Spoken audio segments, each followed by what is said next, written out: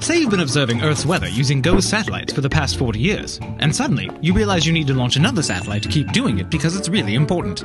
Naturally, you might think to yourself, great, let's just box up parts from the previous satellites, launch them into space, and let them do their thing.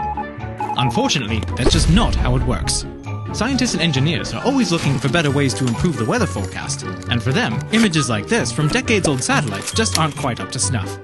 Thankfully, scientists and engineers have been busy working with meteorologists to improve things, so they have an idea of what data is needed next.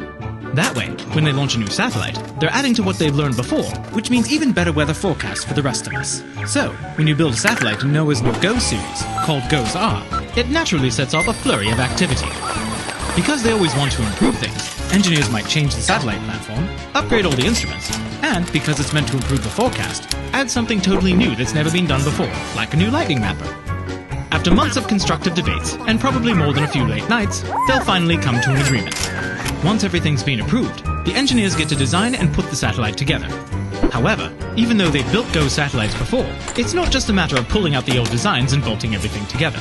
Because there's new science to be done, things have to be redesigned, modified, upgraded, built, tested, retested, tested some more, and finally delivered, so that at the end of the day, it all fits neatly atop a giant rocket.